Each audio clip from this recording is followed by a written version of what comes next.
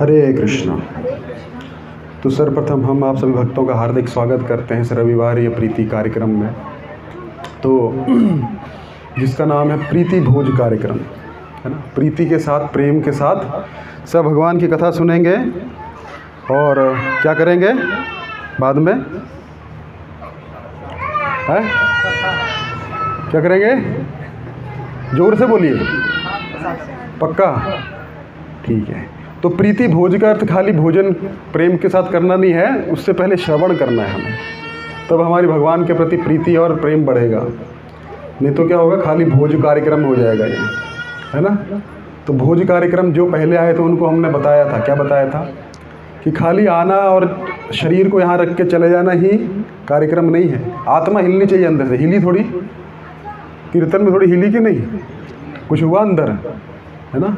तो अगर हम पूरा फोकस करके, कंसंट्रेशन करके अगर ये चीज़ को करेंगे तो अंदर कुछ ना कुछ क्रांति मचनी चाहिए, तब आपका हरे कृष्ण मंदिर में आने का कोई फ़ायदा है, वरना कोई फ़ायदा नहीं, है ना। जब हम ध्यान पूर्वक कथा का श्रवण करेंगे, क्या बोला जा रहा है उसको सुनेंगे। सबको कान है? सबको है? कितने हैं? 2 हैं। और मुंह कितने हैं? मुंह से क्या क्या करते हैं और कानों से क्या करते हैं? कान 2 काम 1 और मुंह 1 काम क्यों? भगवान ने ऐसे एक एक्स्ट्रा लगा दिया है ना। क्यों लगाया है ना। टॉकिंग का देखिए, हेल्थ मीन्स 80% डाइट, 20% एक्सरसाइज, और टॉकिंग मीन्स 80% लिसनिंग, 20% स्पीकिंग। अब समझे मैंने क्या कहा? किसी को हेल्दी रहना है ना, वो कितना भी जिम चला जाए, लेकिन अगर ऊट पटांग खा रहा है वो कभी भी हेल्दी नहीं रह सकता। यानी कि 80% डाइट है, 20% आपका क्या है? एक्सरसाइज। ठीक है, हम 80% अगर एक्सरसाइज करेंगे और 20% खाएंगे तब भी काम नहीं चलेगा। 80% हेल्थ मतलब डाइट और 20% एक्सरसाइज। उसी प्रकार बोलना मतलब 80% सुनना और 20% बोलना, लेकिन हमारा उल्टा है। क्या है? हाँ, है ना। और यहाँ पे तो 100% क्या सुनना है ना। बोलना नहीं है जब तक जरूरी ना हो, है ना। और दूसरा काम खाना। 2 काम है आपको, तो मुंह को एक ही काम देना है यहाँ पे। क्या? जितना आप अधिक सुनेंगे, जो जितना अच्छा श्रोता वो उतना अच्छा वक्ता। ये पक्की बात है। जो अच्छे से सुनता है ना वही तो बोल पाएगा ना। अच्छा गुरु कौन है बताइए? बोलते हैं बहुत अच्छा गुरु है जो अच्छा शिष्य है। जिसने अपने गुरु को अच्छे से फॉलो किया वही तो अच्छा गुरु बन सकता है ना। तभी तो अच्छे से उसको टेक केयर हुआ, तभी तो टेक केयर कर पाएगा ना। उसी प्रकार श्रवण बड़ा महत्वपूर्ण है। इसलिए प्रभुपाद जी ने संडे का दिन चुना, लेकिन आजकल तो संडे को भी चालू रहता है, क्या कर सकते हैं, है ना। संडे को भी डबल प्रोडक्शन, तो ठीक है, क्या कर सकते हैं। लेकिन संडे को आना चाहिए, रविवार ये प्रीति भोज कार्यक्रम में आना चाहिए और प्रीति से श्रवण भी करना चाहिए। श्रवण करेंगे तो अंदर जाएगा तो क्रांति होगी। ठीक है। तो आज का दिन बड़ा महत्वपूर्ण है। क्या है आज? बता दिया आपने, प्रीति भोज कार्यक्रम है ना। वो तो है ही, वो तो हर संडे होता है, लेकिन आज के संडे क्या खासियत है? नवरात्रि है? अच्छा, गुड़ी पाड़वा है। और क्या है? नया साल है। नया साल कितनी बार आता है? साल में 3-4 बार तो आ ही जाता है। 1 जनवरी आ गया, फिर बोलते दिवाली पे भी नया साल है ना। फिर गुड़ी पाड़वा पे, फिर और कोई है? होली का भी है। देखिए, होली का भी है। तो 4 बार नया साल आ रहा है। ये कौन सा नया साल है? आपका बर्थडे कितनी बार आता है? पक्का 3-4 बार तो नहीं आता ना। तो फिर नया साल क्यों आ रहा है 4 बार? असली जो हिंदू पंचांग के अनुसार जो नया संवत्सर बोलते हैं उसको विष्णु सहस्त्र नाम को पढ़ता है इधर? किसी को पता विष्णु सहस्त्र नाम क्या होता है? किसी को नहीं पता? नामावली मतलब भगवान विष्णु के 1000 नाम, उसमें भगवान के एक नाम है संवत्सर। संवत्सर का अर्थ होता है जो समय को भी कंट्रोल करे। काल के भी जो काल हैं कौन है? भगवान श्री कृष्ण, है ना। तो ये जो काल को नियंत्रण करने वाला है, इनका नाम है संवत्सर। तो आज से नया साल प्रारंभ हुआ, नया संवत्सर प्रारंभ हुआ। अभी जो ईयर चल रहा है कौन सा चल रहा है? 2000 पक्का? ये आपका है। 2025 मतलब क्या? 2025 साल पहले क्या हुआ था? मतलब 2000, पृथ्वी तो 2000 साल से नहीं है ना। तो 2025 से इशू क्यों शुरू किया? 2025 साल पहले आपने सोचा कभी? ईसा पूर्व के लिए। ईसा पूर्व? कौन ईसा? ईसा मसीह जो थे, हाँ वेरी गुड। उनको क्या हुआ था उस टाइम? उनके द्वारा ईस्वी जो बनाया गया, उनके द्वारा बनाया गया, उससे पहले नहीं होता था। पहले ईस्वी नहीं था, अपना सनातन धर्म के हिसाब से पहले भी नहीं, अभी भी है, लेकिन आप नहीं मानते हैं, प्रॉब्लम ये है। लेकिन आपका कुछ लेना देना है ईसा मसीह से, तो फिर आप क्यों मानते हैं, है ना?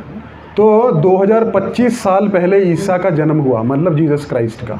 तो वेस्टर्न कैलेंडर में उन्होंने क्या किया? तब से माना। और हमारा भी कौन सा चल रहा है साल, संवत्सर कौन सा आज प्रारंभ हुआ? चैत्र तो मास हुआ, वो तो हर साल आता है। 2082। हम कितना एडवांस्ड है ना, ये 2025 में चल रहा है, 2082 में चल रहे हैं। विक्रम संवत, विक्रम संवत का अर्थ होता है महाराज विक्रमादित्य हुए, है ना? विक्रम बेताल वाले नहीं। जब हम महाराज विक्रमादित्य बोलते हैं, प्रभु जी वही ना बेताल जिनके कंधे पे बैठता था, उनका एक प्रॉब्लम था। देखा है किसी ने विक्रम बेताल सीरियल? है नहीं देखे? आपने देखा है? क्या होता था उसमें?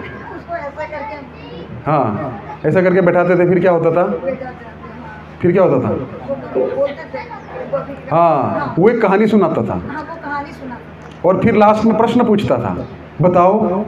अब विक्रम और बेताल को एक वरदान था, जो बोलेगा ना वो उसको वही कंट्रोल कर सकता है जो चुप रहता है। ये मन का बेताल है ना? जो ज़्यादा बोलता है वो ज़्यादा फंसता है, देखना कभी भी। आप जितना बोलोगे उतना फंसोगे, इधर का बात उधर का बात। अरे तुम्हारे बारे में ऐसा बोल रहा था, आप बोले कुछ और होंगे, वो समझेगा कुछ और ये पक्का होता है। आपने बोला अच्छे भाव से, वो समझे कुछ और, बोले कुछ और भाव से। नहीं बोलेंगे तो बोलेंगे घमंडी यार, बोलता ही नहीं, इतना ही बोलेंगे ना, और तो कुछ नहीं बोलेंगे। बोलेंगे तो अच्छा भी बोलने जाओगे तब भी इधर का उधर, उधर का उधर, उधर का उधर आग लग जाती है, इसलिए कम बोलना चाहिए। तो विक्रम बेताल को पकड़ते थे, और बेताल को एक चीज़ पक्का पता थी कि ये जो विक्रम है ना, ये अन्याय सहन नहीं करते हैं, ये बोलेगा ही बोलेगा, है ना? होता है ना कोई आदमी ऐसा, उसको कितना बोलो तुम चुप रहो, वो बेचारा बोलता है बीच में। क्यों बोलता है? उसको आदत है, वो विक्रम महाराज विक्रम का वंशज होगा आगे। तो क्या करते थे, एक स्टोरी सुनाएंगे, और वो स्टोरी ऐसा सुनाएगा, उसमें 3-4 लूप छोड़ेगा। बताओ ऐसा क्यों हुआ, ऐसा होना चाहिए था, तो ऐसा क्यों हुआ? तो फिर वो बेचारा विक्रम जो था वो हर बार बोलता था, देखो ऐसा नहीं होना चाहिए था, ऐसा होना चाहिए था। और वो हर बार क्या करता था बेताल, है ना? क्या करता था माता जी? बेताल लास्ट में उड़ जाता था ना, और लटक जाता था पेड़ पे, बोलता था मैं तो चला, तुमने अपने वचन तोड़ा। क्या तोड़ा? चुप रहने का। तो वो वाले विक्रम बेताल वाले नहीं, विक्रमादित्य महाराज जो हैं, जिसका भविष्य पुराण में वर्णन आता है। तो विक्रमादित्य महाराज जब सिंधु नदी से उस तरफ गए, तो उन्होंने देखा वहाँ मलेच्छ लोगों को देखा, यवनों को देखा, जो भविष्य पुराण में आप पढ़ लीजिएगा, वहाँ मिल जाएगा आपको। तो उन विक्रमादित्य की बात हो रही है, उनको गए हुए 2082 साल हो गए। उसके बाद में उनको जीसस क्राइस्ट भी मिले वहाँ पे, उनको प्रॉफिट मोहम्मद भी मिले, वो सब भविष्य पुराण में वर्णन है। और उन्होंने बताया आप कौन हैं? तो बोले कि ऐसे ऐसा हम लोग, अभी हमारा राज्य होने वाला है, हम आएंगे, ये धर्म का प्रचार करेंगे। तो ये तो विक्रम संवत की बात है ना। तो आज कौन सा विक्रम संवत प्रारंभ हुआ? 2082। और पिछला जो संवत्सर का एक राजा होता है, पिछले संवत्सर का राजा कौन था? आप लोग पूजा पाठ नहीं किए एक साल में, कुछ भी संकल्प कराते थे ना, आप सुनते नहीं हो। पंडित जी का काम है, हमारा काम है हाथ में अक्षत पकड़ के बस बैठे रहना है, वो क्या बोल रहा है वो जाने, है ना? ऐसा नहीं होता। अब कॉन्ट्रैक्ट साइन करने जाते हैं तो क्या करते हैं? कॉन्ट्रैक्ट नहीं पढ़ते हैं, हमारा काम तो साइन करने का है, बाकी वकील जाने हैं, कुछ भी साइन करा लेगा। पढ़ते हैं ना, भले इंग्लिश नहीं आता लेकिन फिर भी थोड़ा बहुत देखते भाई, देखना अपने लड़के को बोलते क्या लिखा है इसमें, पढ़ना जरा, है ना? तो सुनना चाहिए। अगर आपको ज्ञान नहीं है तो हम देखिए, गधा होता है ना, गधा, उस पर आप सोने का बिस्कुट लाद दो या ईंट लाद दो, उसको कोई फर्क पड़ने वाला है? उसके लिए दोनों क्या हैं? बोझ है ना। इसलिए हम जो कर रहे हैं उसका हमको पता नहीं है, तो हम क्या हैं? उस गधे के समान है। ठीक है, अब कर रहे हैं, ढो रहे हैं। प्रश्न पूछना चाहिए, ये आपने किया, ये प्रणाम ऐसे ही क्यों किया? शिक्षा है ना, शिक्षा के बिना अगर दीक्षा होगा तो वो क्या होगा? जैसे आपने स्कूल में एडमिशन लिया, 10 साल स्कूल में नर्सरी में रहे, एडमिशन तो लिया है लेकिन शिक्षा कुछ नहीं हुआ, तो क्या होगा? बेइज्जती होगी कि नहीं होगी? बोलेंगे इतना भी पता नहीं है, ये क्या लिखा है, ये पता नहीं क्या लिखा है। हाँ, एडमिशन लिया, हाँ स्कूल में तो रोज जाते हैं हम, घूम फिर के आ जाते हैं, क्लास को लगाते नहीं। इसीलिए शिक्षा बड़ी महत्वपूर्ण होती है। तो पिछला जो संवत्सर था उसका नाम था क्रोधी नाम संवत्सर। क्या नाम था? क्रोधी। नाम ही क्या है उसका? उसका राजा था मंगल। इसलिए पिछले 1 साल में बहुत झगड़े हुए पूरे संसार में, आपके घर में ही नहीं खाली या मंदिर में ही नहीं, सब जगह झगड़े हुए। क्यों पता है? क्योंकि पिछला संवत्सर जो था, सब ब्रह्मांड जो यूनिवर्स रहता है उसका कर्म एक साथ मिलता है कभी कभी। तो जितने झगड़े, जितने वॉर्स हुए देखना आप पिछले 1-1.5 साल में हुए सारे। क्यों हुए? क्योंकि उसका राजा कौन है? मंगल। और मंगल क्या है देवताओं का? सेनापति। और सेनापति को क्या, थोड़ी सी बात करो झगड़ा पे आ जाता सीधा, तो मंगल था। अभी आज जो संवत्सर प्रारंभ हुआ उसका नाम है सिद्धार्थी। क्या नाम है? ये पता होना चाहिए आपके जीवन की बातें सारे। अब जो राजा है वो कौन है पता है? सूर्य। सूर्य देवता आज से राजा हो गए 1 साल के लिए। उनका मंत्री भी स्वयं सूर्य ही है। तो आज से अगर आपको कुछ ज्ञान प्राप्त करना है, क्योंकि सबसे पहले गीता का ज्ञान किसने किसको दिया था? गीता पढ़ते हैं आप? किसने दिया था? सूर्यदेव को दिया था। कौन दिए थे? भगवान श्री कृष्ण। एवं इमं विश्वते योगम, है ना, प्रोक्तवान अहम अव्ययम विश्वान मनवे प्रह मनुरिक्ष्वाक्य विब्रवीत। 4.1 4थे अध्याय का पहला श्लोक। सबसे पहले हे अर्जुन, ये ज्ञान मैंने किसको दिया था? सूर्य के देवता को दिया था। उसका नाम क्या? सूर्य के देवता का विवस्वान। जैसे अभी प्राइम मिनिस्टर है, प्राइम मिनिस्टर का नाम क्या है? अगला प्राइम मिनिस्टर बनेगा उसका नाम क्या होगा? नरेंद्र मोदी। उसका अगला होगा, उसका नाम भी क्या होगा? नहीं ना। तो वो पोस्ट है, सूर्य देव की एक पोस्ट है उसका। अभी जो राजा, अभी जो सूर्य देव हैं उनका नाम क्या है? विवस्वान। अभी जो इंद्र है, इंद्र भी पोस्ट है। इंद्र के पोस्ट का जो व्यक्ति है उसका नाम क्या है? पुरंदर। अगले जो इंद्र होंगे उनका नाम क्या है? बलि महाराज। वेट कर रहे हैं। ऐसी पोस्ट है, ये को परमानेंट नहीं है लोग। तो जब भी कोई बड़ा पोजीशन लेता है तो भगवान उसको बैठा के ज्ञान देते हैं, क्योंकि भाई पोजीशन लेने जा रहा है ना। अगर ट्रेनिंग के बिना पोजीशन दोगे तो क्या करेगा? सब खुद तो मरेगा, सबको भी मारेगा। इसलिए पोजीशन मीन्स रिस्पॉन्सिबिलिटी। अगर आप में योग्यता, फर्स्ट डिजर्व देन डिजायर। यदि आप, प्रभुपाद जी बोलते हैं फर्स्ट डिजर्व देन डिजायर, अगर योग्यता नहीं है तो पोजीशन नहीं लेना चाहिए, न तो वो आपको ही भस्म करके ख़त्म कर देगा। एक बार भगवान रामचंद्र के राज्य, असली कथा में हम शुरू करेंगे, चिंता मत करें, 2:30 बजे ख़त्म कर देंगे। आप प्रसाद में विलंब नहीं कराएंगे, है ना। तो एक बार भगवान रामचंद्र के राज्य में घंटा था। क्या था? वहाँ कोई भी आके बजा सकता था, कभी भी बजाएगा। भगवान रामचंद्र स्वयं आएंगे उससे मिलने के लिए। एक दिन रात को घंटा बजा 2 बजे, सब सो रहे होते 2 बजे, तो 2 बजे घंटा बजा, टान टान टान। तो लक्ष्मण जी उठे, कौन है रात को पागल जो घंटा बजा रहा है? भगवान रामचंद्र को क्या हो जाएगी? डिस्टर्बेंस हो जाएगी, है ना। क्या हो जाएगी? डिस्टर्बेंस हो जाएगी। तो तुरंत भाग के गए किसके पास? वो बजाने वाले के पास। तो बजाने वाला पता कौन था? बजाने वाला एक कुत्ता था।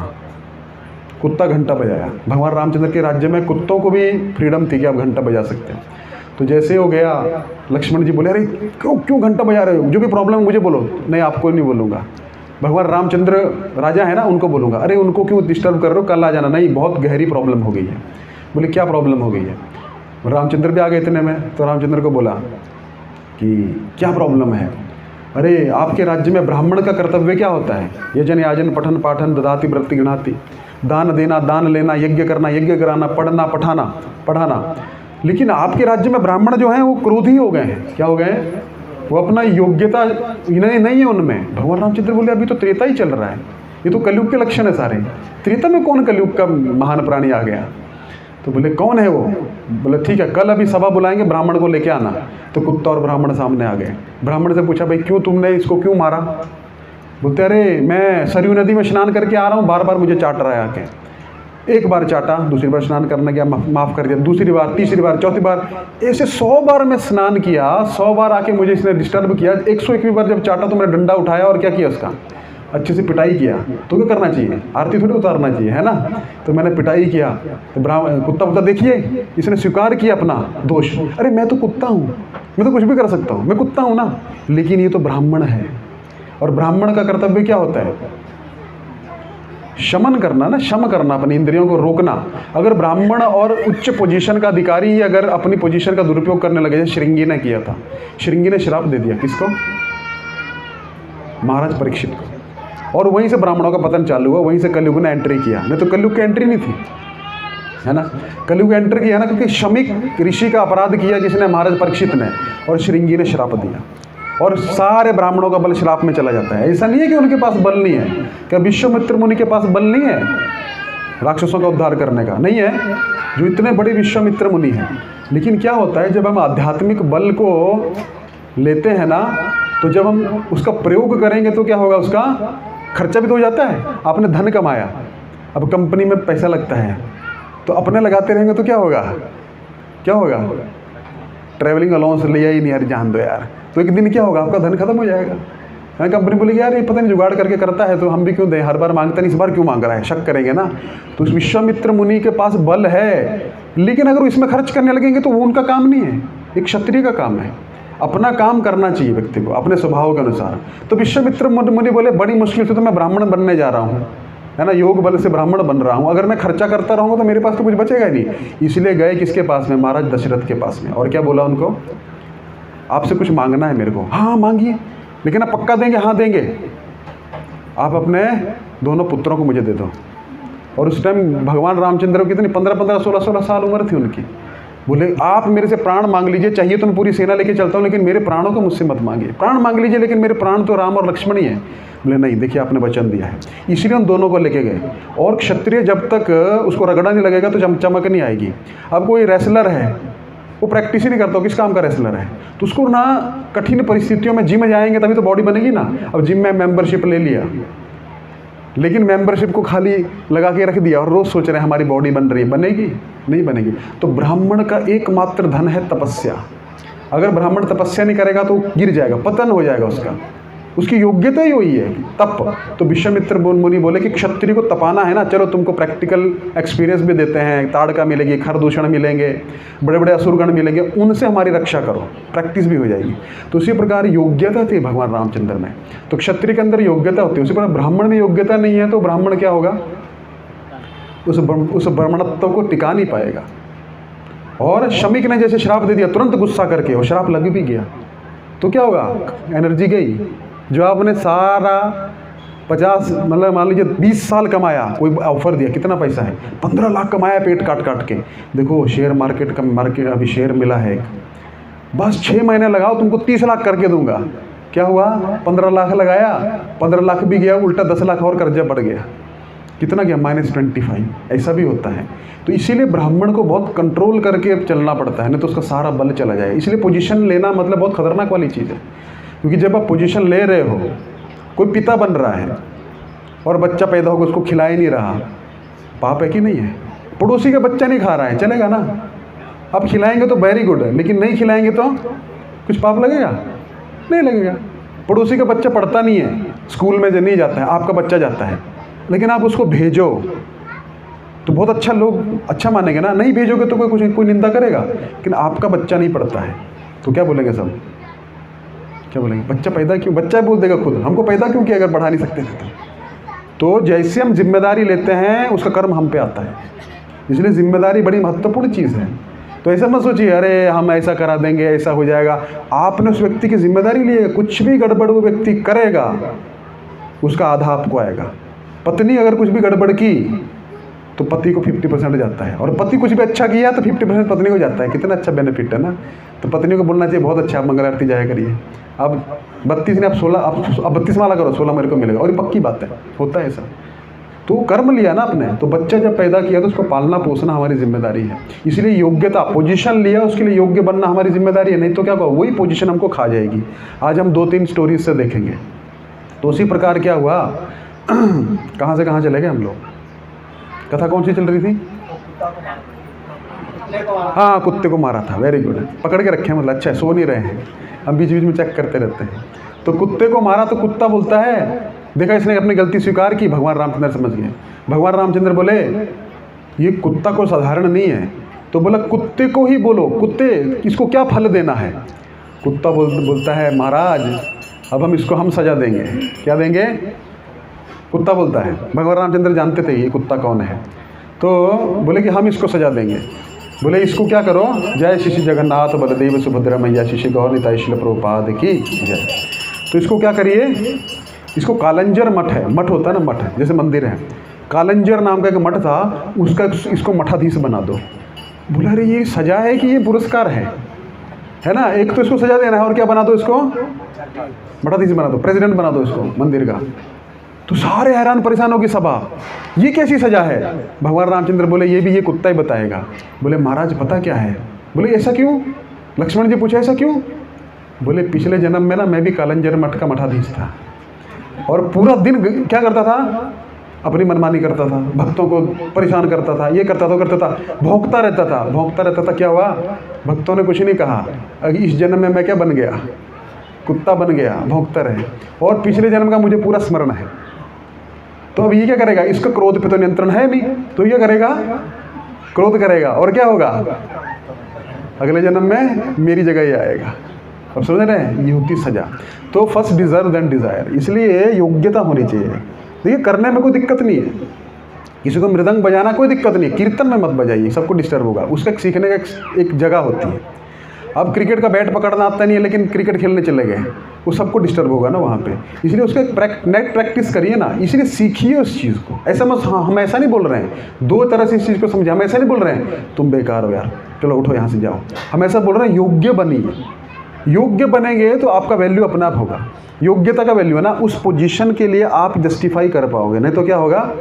पोजीशन को जस्टिफाई नहीं कर पाओगे। इसीलिए हमको क्या करना चाहिए? जो भी हम करते हैं, सुनते हैं, सीखते हैं, उसको जीवन में अप्लाई करना चाहिए। नहीं तो क्या बनेगा? केवल लेक्चर देने के लिए बन जाएगा। जो हम बोलते हैं सबसे पहले हम अपने जीवन में अप्लाई करने की कोशिश करनी चाहिए। कर नहीं पाएंगे 100%, लेकिन प्रयास करना चाहिए। तो हमको क्या बनना है? योग्य बनना है। योग्य करने के लिए, बनने के लिए बहुत रगड़ा लगाना पड़ता है ना? बहुत ज़्यादा परीक्षाएं देनी पड़ती है और बहुत सारा मेहनत करनी पड़ती है। ठीक है, ये तो हो गया। तो आज हम दो कथाएं सुनेंगे कि भगवान श्री कृष्ण, टॉपिक का नाम क्या था? पढ़ा किसी ने टॉपिक है?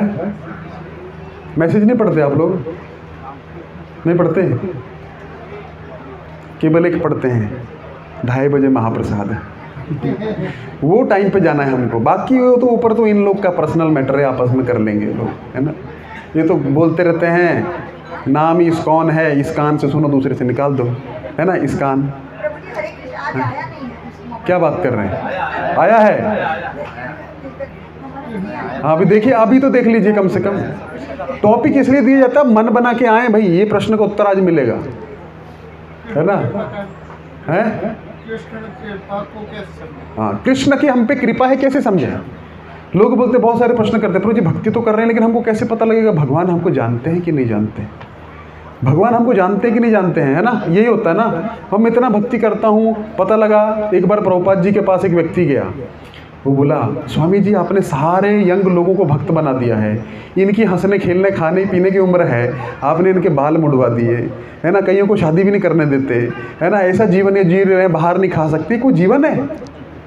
अगर मान लीजिए आपको पता लगे मरने के बाद कि कृष्ण नाम का कोई वस्तु ही नहीं है, कृष्ण कोई है ही नहीं, तो क्या होगा? तो आपको तो जीवन बेकार हो गया ना। प्रभुपाद जी बोले अच्छा ठीक है। तो उनसे, वो रिपोर्टर था, बॉम्बे की बात है, रिपोर्टर से प्रभुपाद जी पूछते हैं अच्छा एक अच्छा लाइफ जीने के लिए क्या आप लोग करते हैं? बोले हम अच्छा खाते हैं, अच्छा पीते हैं, नाचते हैं, गाते हैं, पार्टी में जाते हैं। प्रभुपाद जी बोले आप कितने बजे उठते हैं? मैं 7 बजे उठता हूँ। प्रभुपाद जी बोले हम 4 बजे उठते हैं। कितने घंटे का फ़र्क पड़ा? 3 घंटा। हम आपसे 3 घंटा ज़्यादा जीते हैं। अच्छा फिर क्या करते हैं? अरे फिर उठते हैं, ब्रश करते हैं, ऑफिस की तैयारी करते हैं। हम उठते हैं, नहा धो के जाते हैं और नाचते हैं। किसके सामने? देखो आप तो कभी वीकेंड पे नाचेंगे, हम रोज़ नाचते हैं। फिर क्या करते हैं? फिर हम लोग ना शांति की खोज के लिए इधर उधर भागते हैं, ये करते हैं, हम लोग जप करते हैं, हमको बहुत शांति मिलती है। फिर क्या करते हैं? अरे फिर नौकरी करते हैं, कमाते हैं, फिर तब खाना मिलता है हमको, 9 बजे अपने आप मिल जाता है। और वो भी क्या मिलता है? पूरी भाजी, स्वीट, सब कुछ मिलता है अपने को। आपको क्या मिलता है? अरे हमको तो फ्रिज में रखा हुआ खाना मिलता है ना? तो ऐसे ऐसे बोलते बेचारा, उसको भी प्रभुपाद जी ने क्या किया, ऐसा दिखाया कि असली जीवन तो हम जी रहे हैं, रोज़ नाचते हैं, रोज़ गाते हैं, रोज़ आके हमको लोग प्रणाम करते हैं, हम अच्छी बातें करते हैं, अच्छा जीवन जी रहे हैं। तो व्यक्ति को लगा, बोला, तो प्रभुपाद जी पूछते हैं देखो हम कृष्ण हो ना हो, हमको कोई फर्क पड़ नहीं रहा है, हम तो आनंद ले रहे हैं, है ना? कोई काम धंधा करते नहीं है, तब भी अच्छा अच्छा खाते हैं, कुछ नहीं है, बस जाते हैं, प्रवचन देते हैं, महंगी से महंगी गाड़ी में घूमते हैं। तुम घूमते हो मारुति 800 में, हम घूमते हैं बड़ी बड़ी एर्टिगा में, है ना? और भी कौन सी बड़ी बड़ी गाड़ियाँ होती हैं, मर्सिडीज़ में घूमते हैं, देश विदेश का दौरा करते हैं। और तुम कितनी बार गए? हम तो एक बार विदेश नहीं गए। देखो हम तुमसे ज़्यादा मज़ा ले रहे हैं। अगर कृष्ण नहीं भी हुए तो हमारा कोई लॉस नहीं है, हम तो मज़ा ले ही रहे हैं। अगर सोचो मरने के बाद तुमको पता लगा कि कृष्ण हैं तो तुम्हारा क्या होगा? अब समझे? ऐसे प्रभुपाद जी उत्तर देते थे। तो कृष्ण की कृपा हम पे कैसे है हम समझ सकते हैं। सबसे पहले हमको समझना चाहिए कृष्ण की कृपा है क्या। हम सोचते हैं कृष्ण की कृपा हमारे अकॉर्डिंग होनी चाहिए। प्रभु जब तक 2 गाड़ी आंगन में खड़ी नहीं होगी तो कृपा नहीं है। मतलब जब तक हमारी सैलरी जो है कितने फिगर में नहीं जाएगी, 6-7 जीरो आगे नहीं लगी हुई, तब तो हम कुछ मज़ा नहीं आ रहा है ना, क्योंकि वो हमारी कृपा की डेफिनेशन है ना। सब कुछ अच्छा चल रहा है ना। तो हमारी डेफिनेशन क्या है? हमारी डेफिनेशन हम अपने अनुसार रक्षण सोचते हैं। कृष्ण भगवान हमारा रक्षा करेंगे कैसा? जैसा हम चाहते हैं। लेकिन भगवान ऑलरेडी रक्षा कर रहे हैं, तो जो ऑलरेडी रक्षा हो रही है उसको हमको सुनना चाहिए, उनको हमको समझना चाहिए। तो देखिए कृष्ण की कृपा कैसे होती है। सबसे पहले कृष्ण लीला में आती है ब्रह्म विमोहन लीला। सुना है आपने ब्रह्म विमोहन लीला? तो भगवान श्री कृष्ण ब्रज में लीला कर रहे हैं, है ना। तो ब्रज में लीला करते हैं भगवान। तो क्या करते हैं? साधारण जैसा बालक होता है ना वैसे लीला करते हैं। भगवान बन के लीला नहीं करते हैं। और ब्रज जो है भगवान का घर है। तो घर में व्यक्ति कैसे रहता है? कैसे रहता है? सिंपल रहता है। बरमूडा में घूमता है ना, चड्डी बनियान में घूमता रहता है ना। ऑफिस में कैसे जाता है? ऑफिस में जाता है से बरमूडा पहन के चला गया है, सूट बूट टाई पैंट पहन के जाता है ना। क्यों जाता है? वो ऑफिस है, वहाँ पे उसको फॉर्मल कैजुअल नहीं रह सकता। इसी प्रकार भगवान जब अपने घर में है तो श्री कृष्ण है ब्रजेंद्र नंदन, और जब ऑफिस में है तो भगवान विष्णु को देखा आपने कैसे रहते हैं? यहाँ नरसिंह देव थे, छुप गए हैं। कैसे? पूरा है ना, सज धज के पूरा एकदम अप टू डेट है ना। प्रेस की हुई धोती पहनी है ना, गले में सुंदर अलंकार पहने हैं। और भगवान विष्णु के हाथ में क्या क्या होता है? शंख और चक्र होता है, गदा, शंख होता है और हाँ शंख और पद्म वो भक्तों के लिए। और 2 और चीज़ होता है, गदा, वो किसके लिए? गदा और चक्कर किसके लिए है? देते हैं मतलब, है ना, प्रसाद, है ना। कोई गड़बड़ करेगा तो ऑफिस में ऐसे रहना पड़ता है ना। ऑफिस में अगर आप घर के जैसा रहेंगे तो ऑफिस आपका डूब जाएगा। तो इसीलिए भगवान विष्णु भी क्या करते हैं? भगवान श्री कृष्ण जब ऑफिस में है ना बहुत पर्टिकुलर रहते हैं, ज़्यादा बात नहीं करते।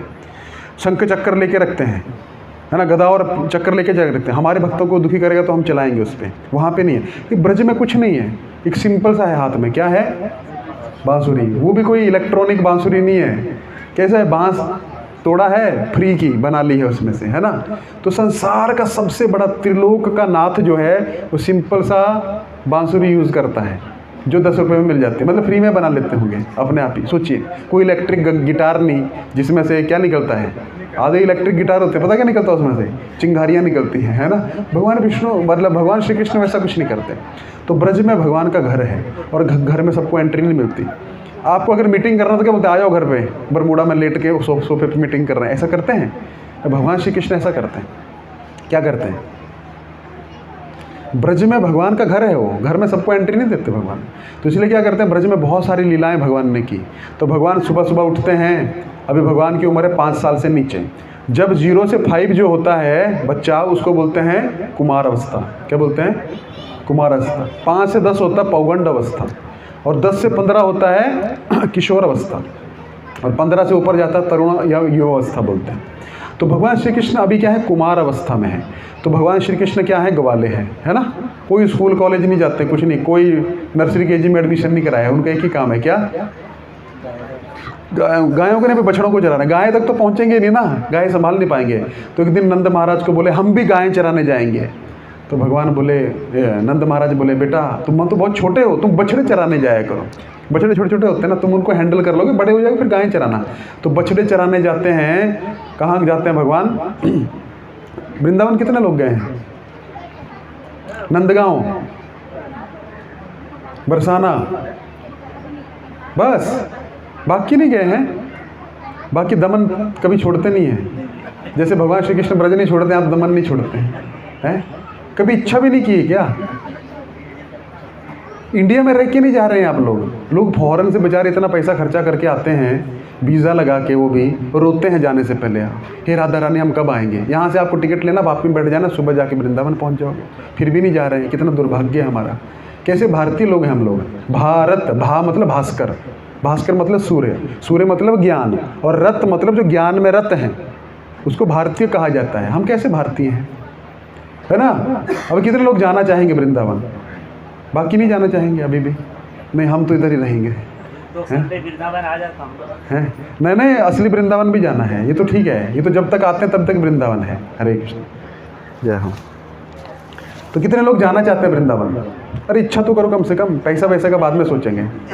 इच्छा भी नहीं करते, अभी तक सरकार ने इच्छा पे को टैक्स नहीं लगाया है, तो आप उठा सकते हैं हाथ अच्छे से। इच्छा करिए, ये सब इच्छा से होता है। आपने इच्छा किया मंदिर आने के, इसलिए पहुंच गए ना, कम से कम अच्छी इच्छाएं तो करिए कि हम वृंदावन जाएंगे, है ना, भगवान का दर्शन करेंगे। तो वहाँ से नंदगांव में भगवान का घर है, और नंदगांव से बरसाना है 8 किलोमीटर, कितना, और वहाँ से बरसाना से 30 किलोमीटर क्या है, गोवर्धन है, वहाँ जाते हैं भगवान रोज़ 30-40 किलोमीटर। आप सोचेंगे कैसे जाते हैं। तो नंदगांव से भगवान जब सुबह सुबह निकलते हैं तो जाते हैं बरसाना होके, कहाँ, बरसाना होके कहाँ जाते हैं, है ना, गोवर्धन जाते हैं। तो गोवर्धन जाके गायें चराते हैं और शाम को आते हैं। अब सारे वृंदावन वासी क्या करते हैं, सुबह उनको एक ही काम है, कृष्ण का स्मरण। जो भी वो काम करते हैं, सुबह सारे खड़े हो जाते हैं लाइन लगा के, और कृष्ण का दर्शन करते हैं जाते हुए। और शाम को 4 बजे कृष्ण वापस आएंगे तो सब फिर से वैसे खड़े हो जाएंगे, और सारा दिन यही सोचेंगे कब कृष्ण वापस आएंगे और कब हम कृष्ण का दर्शन लेंगे। ठीक है, तो सब अपना अपना मोबाइल साइलेंट कर दीजिएगा, है ना, ठीक है। कोई बहुत बड़ा अपराध होता है, थोड़े 1 घंटे के लिए मर जाइए, आप संसार में है ही नहीं, बहुत अच्छा लगेगा आपको, है ना। जब हम सुबह जप करते हैं ना, समझना चाहिए हम मर गए हैं, तभी आप शरीर से आत्मा का बंधन को काट पाएंगे, नहीं तो नहीं काट पाएंगे, प्रैक्टिस नहीं होगा तो, है ना। साइलेंट कर दीजिए, कुछ नहीं होने वाला, बस 15-20 मिनट में ख़त्म करेंगे। तो जब हम सुबह उठते हैं, जप करते हैं, भगवान का ध्यान करते हैं, हमको समझना चाहिए ना तो मैं पिता हूँ, ना मैं पुत्र हूँ, ना मैं भारतीय हूँ, ना मैं अमेरिकन हूँ, ना मैं दमनवासी हूँ, ना मैं ये हूँ ना वो हूँ, मैं भगवान का अंश हूँ। एटलीस्ट जितनी देर जप कर रहे हो उतनी देर के लिए मर जाना चाहिए। तो थोड़ी देर के लिए मरेंगे ना, इतना रिलैक्स लगेगा कि हम मर गए हैं, तब भगवान से जुड़ पाएंगे। जब कथा में बैठते हैं तो बस मैं और भगवान, जिसे कथा श्रवण करें तो भगवान जाते हैं, तो सारे वृंदावन वासी क्या करते हैं, राह देखते हैं। उनका एक ही काम है, वो इसीलिए जीते हैं, इसीलिए दिन में घास लाते हैं, ये लाते हैं कि गाय से किसको दूध मिलेगा। हमारे कृष्ण की कितनी गायें हैं पता है आपको? 9 लाख। 9 लाख में से 9000 विशेष है, 9000 में से 900 विशेष है, 900 में से भी 90 विशेष है, 90 में से 9 विशेष है जिसका दूध कृष्ण पीते हैं। 9 जो है ना, बहुत अलग श्रेणी की गाय है ना, तो उसका दूध कृष्ण पीते हैं। लेकिन फिर भी कृष्ण कहाँ जाते हैं, गायें चराने जाते हैं। गायें इतनी पसंद है भगवान को, इसलिए उनका नाम है गोपाल, है ना, गोविंद, गो, है ना, गिरधारी नहीं, गोपीनाथ, मतलब ये गो जहाँ लगा वो गऊ का सूचक है। और गोपियाँ भी कहाँ से आई है, गऊ से। जो गोप है, गौ का पालन करने वाले को गोप कहा जाता है, इसलिए भगवान को गाय बहुत पसंद है। तो भगवान श्री कृष्ण जब जाते हैं ना, तो सब देखते हैं भगवान श्री कृष्ण को, और जितने ग्वाल बाल हैं वो भी साथ में हो जाते हैं। कोई स्कूल नहीं जाता उधर, वृंदावन में कोई स्कूल नहीं है ना। उनका एक ही काम है, सुबह सुबह लंच टिफिन पैक करना, आज कृष्ण के लिए हम भोग बना के लेके जाएंगे। हाँ माँ, आज कृष्ण के लिए आप ये बनाना। तो वो भोग साक्षात कृष्ण को लगता है दोपहर में, तो कृष्ण को भोग लग रहा है। और कृष्ण को भोग ऐसे नहीं लगता है घंटी बजा के, कृष्ण बीच में बैठ जाते हैं, थक जाते हैं ना, तो कृष्ण बीच में बैठ जाते हैं। और फिर क्या होता है, सारे ग्वाल बाल अपना अपना टिफिन खोलते हैं, फिर वो कृष्ण के मुंह में डालते हैं। ये लो कृष्ण, आज मेरी माँ ने गुजिया बनाई है, आज संदेश बनाया है, और क्या होता है, आज पोहा बनाया है, आज दही भात बनाया है। एक बार क्या हुआ, तो सब डेली का रूटीन है। एक बार क्या हुआ, मधुमंगल है ना, एक कृष्ण का दोस्त है, वो ब्राह्मण है, उसको मीठे का बहुत शौक है। तो सब अपने घर से लाएंगे, पहले कृष्ण को भोग लगाएंगे, कृष्ण उनको अपना बांटेंगे। ये रूटीन है वहाँ पे। टिफिन होता है, लंच में सब बैठते हैं ना, आजकल तो टिफिन शेयरिंग होती नहीं है ना, होता है ना बड़े बड़े लोग के बीच में, छोटे छोटे लोग के बीच में नहीं होता है, ठीक है। तो क्या हुआ, शेयरिंग होने लगा। तो मधुमंगल ने सोचा, मधुमंगल छाछ लेके आया था, तो मधुमंगल ने छाछ जैसे टेस्ट किया, इसलिए नहीं किया कि मैं पहले पी जाऊं, कृष्ण को देने योग्य है कि नहीं है। गर्मी के दिन थे तो छाछ क्या होता है, बिगड़ जाता है ना, क्या हो जाता है, खट्टा हो जाता है। तो जैसे मधुमंगल ने पिया तो सारे ही तो कृष्ण को देने योग्य नहीं है, अगर मैं कृष्ण को दूंगा तो कृष्ण को अच्छा नहीं लगेगा। उनका जीवन ही कृष्ण के लिए। उसने क्या किया, छाछ पीने लग पड़ा फटाफट। तो कृष्ण की नज़र पड़ी तो मधुमंगल फटाफट छाछ पी रहा है। तो कृष्ण ने मधुमंगल को बोला, मधुमंगल क्या पी रहा है? है ना, क्या क्या किया, मुंह में भरी है ना, बोल नहीं पा रहा, फटाफट पी रहा है, तो कृष्ण ने क्या किया, ऐसा किया और अपना मुंह खोला और सारी छाछ कहाँ चली गई, कृष्ण के मुंह में चली गई। ऊपर से ब्रह्मा जी देख रहे हैं, देवतागण देख रहे हैं, देवता ने तो पुष्प वृष्टि की, लेकिन ब्रह्मा जी कहाँ से उत्पन्न हुए हैं, भगवान विष्णु की नाभि से कमल निकलता है, उससे उत्पन्न हुए हैं। जो जिससे उत्पन्न हुआ उसको समझ सकता है, कभी भी नहीं समझ सकता। भगवान श्री कृष्ण से बलराम आते हैं, बलराम से नारायण आते हैं, नारायण से कर्णोदक्षाई विष्णु आते हैं, कर्णोदक्षाई से गर्भोदक्षाई आते हैं, गर्भोदक्षाई से वो नाल निकलता है, वहाँ है।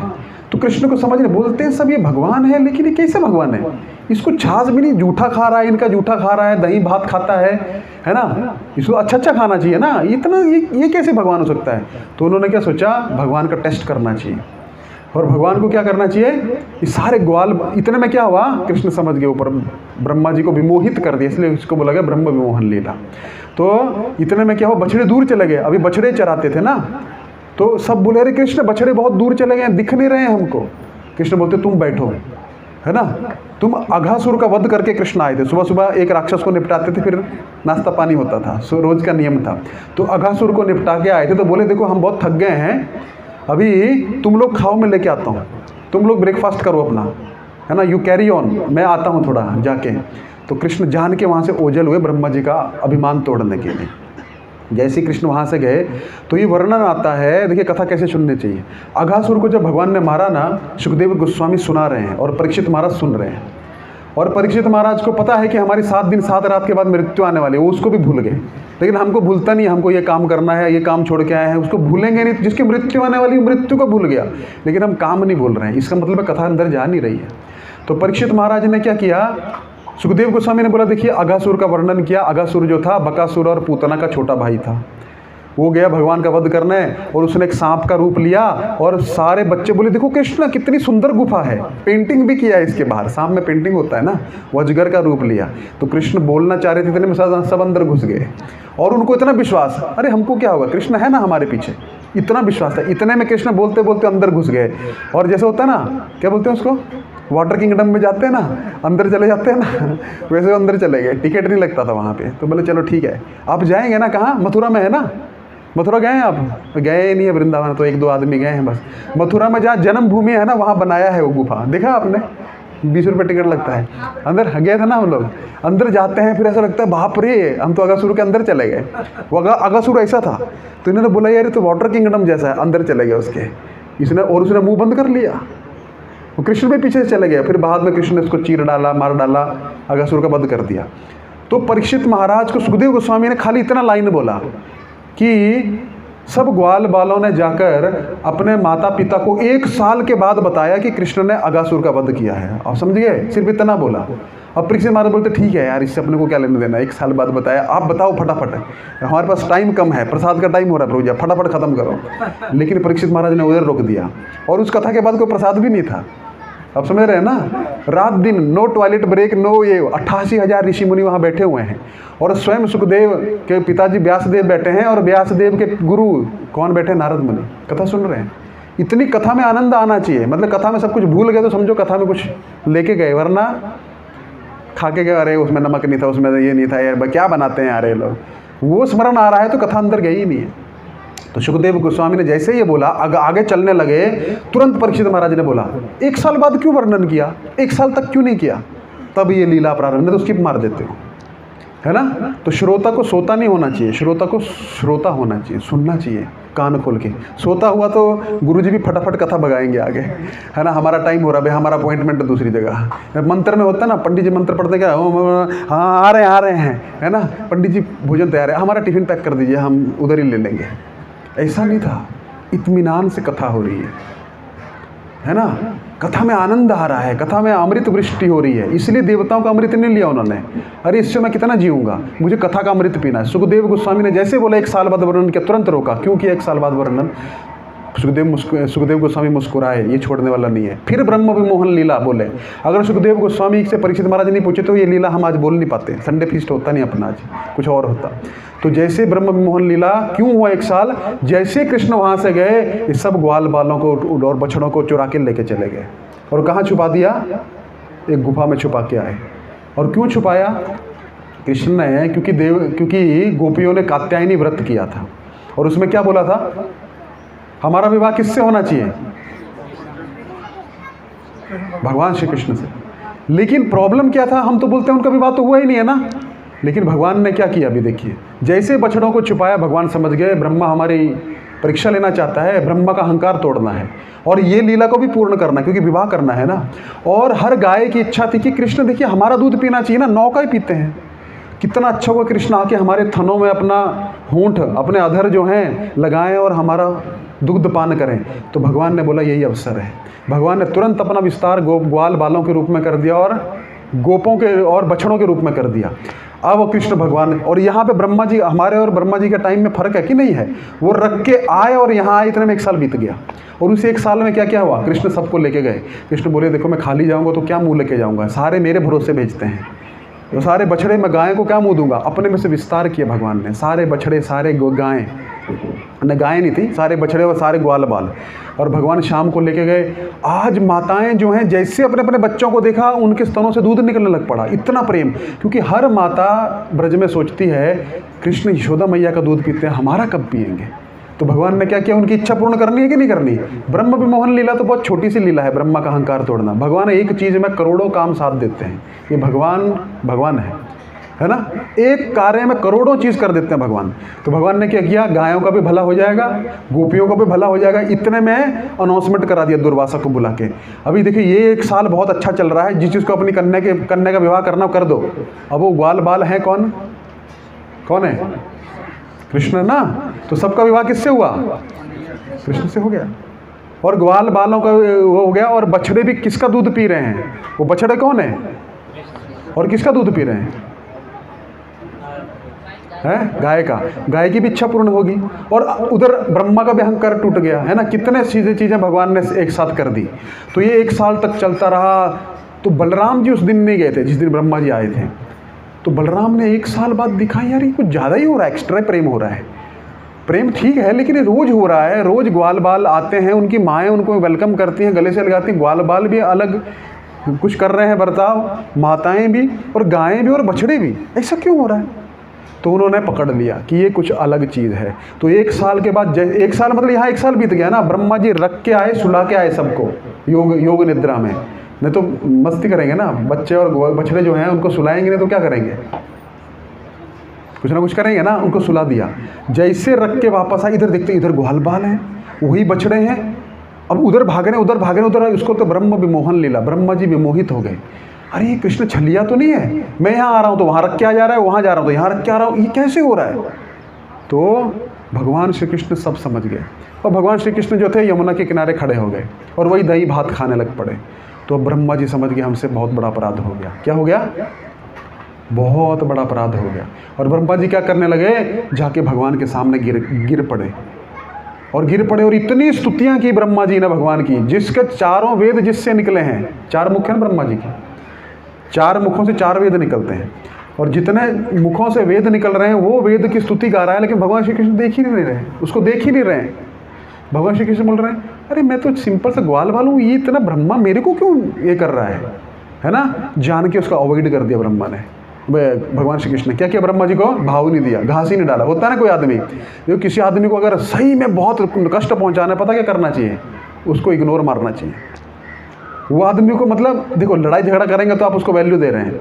अगर उसको इग्नोर कर दिया, वो आया मतलब ध्यान ही नहीं दिया, बोलेगा यार हम है कि नहीं, वो एग्जिस्ट ही नहीं करता हमारे लिए। तो भगवान श्री कृष्ण ने उसको इग्नोर मार दिया। क्यों इग्नोर मारा, भगवान श्री कृष्ण को बहुत कष्ट हुआ। उसने क्या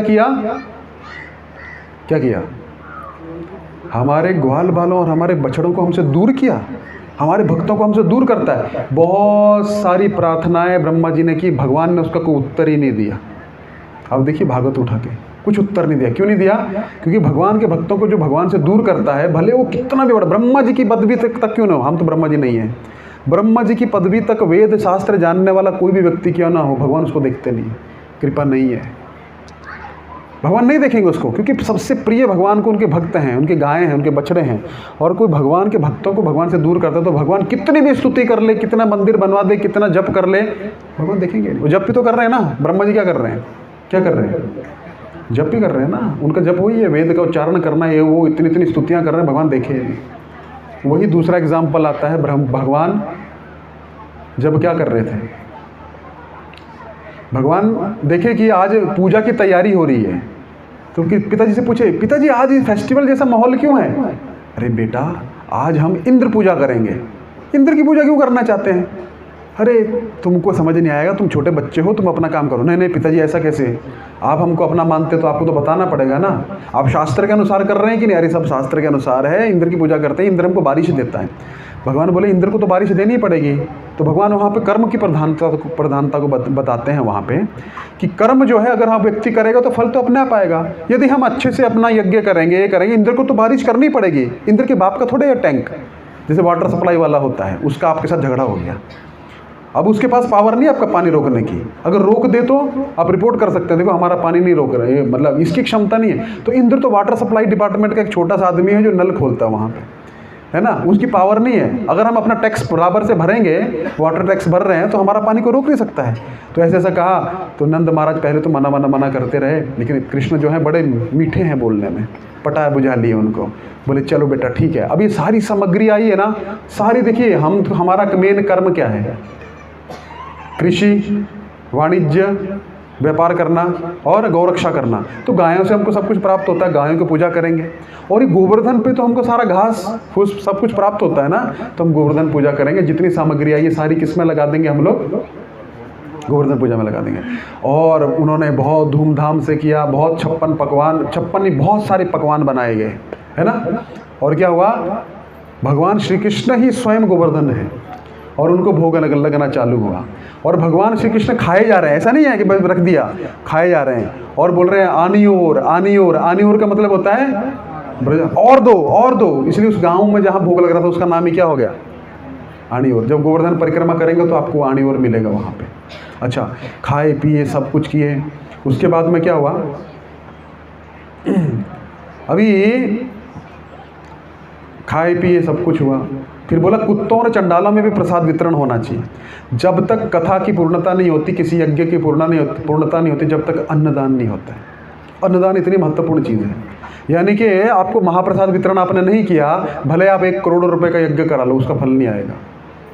एक तो दक्षिणा के बाद महाअन्नदान भंडारा। तो भंडारा एक ऐसी वस्तु है जिसमें, क्योंकि आप घर में बुलाते हैं तो निमंत्रण देते हैं ना, 50 आदमी का प्रसाद, प्रभु जी इतने इन्वाइट किए हैं, कोई बेशर्म तो है नहीं जो आ जाएगा, 2-4 ही होंगे बेशर्म जो चले जाएंगे। अरे प्रभु जी आप इनवाइट करना भूल गए थे, लेकिन हमको पता है आपके दिल में हमारे लिए प्रेम है, हम आ गए। लेकिन भंडारे में तो अनिमंत्रित लोग आते हैं ना, भंडारा नाम ही उसका है, उसमें निमंत्रण की आवश्यकता नहीं होती। भंडारा लगा वहाँ, पता नहीं कौन खा के जा रहा है, ब्रह्मा जी खा के जा रहे हैं कुत्ते के रूप में, पता नहीं इंद्र खा के जा रहा है, और पता नहीं कौन दुआ दे रहा है, क्योंकि आपके दिल से दुआ निकलती है। जबकि आप गोवर्धन परिक्रमा कर रहे हैं, गोवर्धन परिक्रमा करते करते आपको बहुत प्यास लगी, वहीं आपको ठंडे पानी का कोई व्यवस्था किया है, जैसे आप पिएंगे क्या होगा? दिल से दुआ निकलेगी। क्या क्या क्या बोलेंगे? अरे भला हो यार जिसने इतना सुंदर पानी की व्यवस्था की है, और आगे सुंदर पूरी भाजी बन रही है, और आपने खाया और बोले भला हो प्रभु, उसका स्वतः ही अंदर से क्या निकलेगा? दुआ निकलेगी ना, तुरंत उस व्यक्ति के पाप कट जाएंगे। ये है अन्नदान की महिमा। इसलिए भीष्म पितामह से पूछा गया सबसे बड़ा महादान कौन सा है? सुमेरु पर्वत जितना स्वर्ण का दान। सुमेरु पर्वत आप देखे भी नहीं कितना बड़ा है, सोच भी नहीं सकते, उसका पैरामीटर अगर बताएंगे आप बेहोश हो जाएंगे। इतना कोई दान दे दे और एक अन्न का दाना दे, किसकी वैल्यू ज़्यादा है? अन्न के दाने की, क्योंकि अन्न साक्षात परब्रह्म है। इसलिए अन्न दान देने से क्या होता है? कर्ण ने अन्न दान नहीं किया था, कर्ण ने क्या दिया था? सोने का दान दिया था। जब वो स्वर्ग में गया ना, खाना खा रहा तो क्या चपाती जो है सोने की बन जा रही है, उधर भी खाना पड़ता है, सब्जी सोने की बन जा रही है, पानी पी रहा है पानी सोने का बन जा रहा है। वो परेशान हो गया, जाके इंद्र को बोलता है, अरे महाराज ये क्या हो रहा है? मैं इतना पुण्य किया हूँ, इतना दान किया हूँ, लेकिन क्या हो रहा है? मैं खा नहीं पा रहा हूँ, भूखा मर जाऊंगा। इंद्र बोले अरे ये तो बड़ी विकट स्थिति होगी, चलो ब्रह्मा जी से पूछते हैं। ब्रह्मा जी के पास गए, ब्रह्मा जी को पूछा, अरे मैं इतना दान किया, दान किस चीज़ का किया था? सोने का दान किया था। तो सोना तो मिल रहा है, जो दान करते हैं वही प्राप्त होता है। कोई विद्या दान किया, अगले जन्म में बहुत बुद्धिमान होगा, है ना, लेकिन गरीब होगा, क्योंकि पैसा नहीं दिया है। पैसा दिया है तो बहुत पैसा होगा, लेकिन शांति नहीं होगी, कि किसी को कभी शांति दी नहीं है। प्रेम दिया नहीं तो प्रेम मिलेगा नहीं, जो हम देते हैं वही प्राप्त होता है। तो अन्नदान नहीं किया तो अन्नदान मिलेगा कैसे? कई लोगों के पास बहुत पैसा होता है लेकिन फिर भी भूखे रहते हैं, मीटिंग ये मीटिंग वो मीटिंग वो मीटिंग ये मीटिंग, बेचारा शाम को 2 रोटी ब्रेड भी नहीं, मतलब 2 रोटी भी नहीं खा पाता, क्योंकि मीटिंग है। पैसा भर भर के है लेकिन खा नहीं पाएगा। खाना थोड़े बैंक से कनेक्शन है। और कई लोग होते हैं कुछ नहीं है लेकिन फिर भी 3 टाइम बढ़िया खाते हैं, कुछ कमाते नहीं है फिर भी खाते हैं, क्योंकि भोग जो है वो पिछले जन्मों में उन्होंने दान किया है। इसलिए कर्ण तुमने अन्नदान नहीं किया है, इसलिए तुम अन्नदान करो। अरे प्रभु तो मैं तो मर जाऊंगा, कैसे रहूंगा जिंदा? बोले जाओ अभी 15 दिन पितृपक्ष में जाओ, जितना अन्नदान कर सकते हो भंडारा लगाओ। पितर भी तुम्हारे तुमसे कुपित हैं, क्योंकि तुमने पितरों को भी कुछ नहीं दिया। तुम हो तो कुंती के पुत्र, लेकिन तुम सूत पुत्र बन के रहे। पितरों का भी भला करो और अन्नदान करो। अन्नदान के अंदर सब हो जाता है। किसी को कोई भी दोष है, शनि की 7.5 है, काल सर्प है, और क्या बड़े बड़े दोष होते हैं ना कुंडली में, राहु का दोष चल रहा है, सब में अन्नदान का बड़ा महत्व है। इसलिए अन्नदान देने से क्या होता है, तुरंत जो व्यक्ति प्रसन्न होगा आपको दुआ देगा, वो आपका दोष कट जाएगा। ये अन्नदान की महिमा है। इसलिए भीष्म पितामह बोलते हैं अन्नदानम महादानम। अन्नदान क्या है? महादान है। इसलिए हमको अन्नदान, ये हाथ चलता रहना चाहिए। अन्नदान करेंगे तो मिलेगा, ना तो अगले जन्म में अफ्रीका में जन्म होगा। मजाक नहीं कर रहा हूँ मैं, अफ्रीका में ऐसे तो जन्म हो उन लोग का, अन्नदान नहीं किया। वहाँ पे क्या है, खाने का नहीं है, आदमी को काट के खाते हैं वो लोग, ऐसे लोग हैं। और अफ्रीका में बहुत बुरी हालत है। तो हम बोलते हैं भगवान तो पक्षपात करते हैं। अभी क्या करते हैं, अन्नदान नहीं करेंगे तो वहीं पे जन्म देंगे कि नहीं देंगे? इसलिए भारत भूमि तो होले जन्म जा रहा, जीवन सार्थक करी। महाप्रभु भी बोले परोपकार करना पड़ेगा, नहीं तो बैंक में आप गए SBI का लाइन में, महाभानु प्रभु खड़े हैं। क्या महाभानु प्रभु क्यों खड़े हैं? अरे मुझे 1 लाख रुपये निकालना है। अच्छा पैसा मिलता है? हाँ लग जाओ आप भी लाइन में। अब महाभानु प्रभु दिए पासबुक, उसका 1 लाख रुपये मिल गया, लेकिन आपको बोलेगा कैशियर, हाँ भाई किधर है? अरे उनको दिए ना, वो हमारे जान पहचान के है प्रभु जी, आप उनको दिए ना, हमको भी दे दीजिए। प्रभु जी बताइए ना इनको 1 लाख रुपये। हम बोलेगा भाई अकाउंट है तुम्हारा? अकाउंट तो है हमारा, उसमें पैसे पड़े हैं 200 रुपया और मांग रहा है 1 लाख। बोलेगा भाई पैसा नहीं। अरे उनको तो दिया प्रभु जी, आप पक्षपात क्यों कर रहे हैं? उनको आपने 1 लाख रुपये दिया, आपके बैंक में इतना भी पैसा नहीं है क्या, दे नहीं सकते? अरे भाई वो तुम्हारा ही पैसा है, तुमने डाला है ना, तभी तो मिल रहा है ना। वैसे आपने बैंक में डाला होगा तभी तो मिलेगा। पिछले जन्मों से चल रहा है वो। इस जन्म में कितना हम होंगे कामयाब होते होते हमारा तेल निकल गया, लेकिन कामयाबी नहीं मिली, क्योंकि कामयाबी है ही नहीं जीवन में।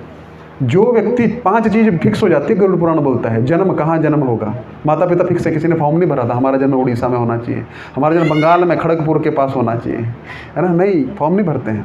और मृत्यु, जन्म और मृत्यु जिस दिन आपका पहले से तय होकर आया है ना। अभी कल एक व्यक्ति बता रहे थे, हम कथा कर रहे थे, इसी पे बात चल रही थी।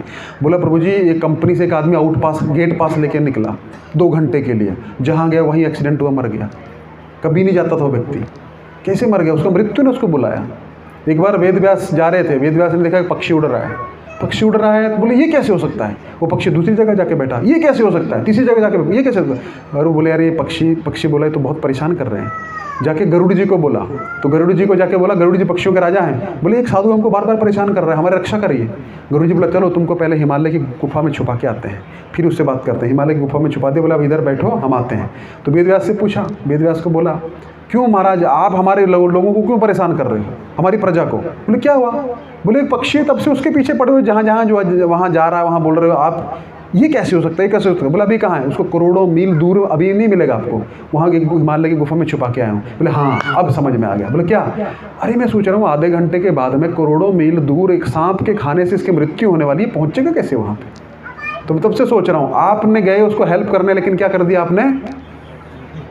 ये होता है इस संसार में, हेल्प करने जाते हैं और उल्टा क्या होता है, वो हेल्प से बराबर उसका, इस संसार में अनहोनी नाम की कोई चीज़ नहीं है।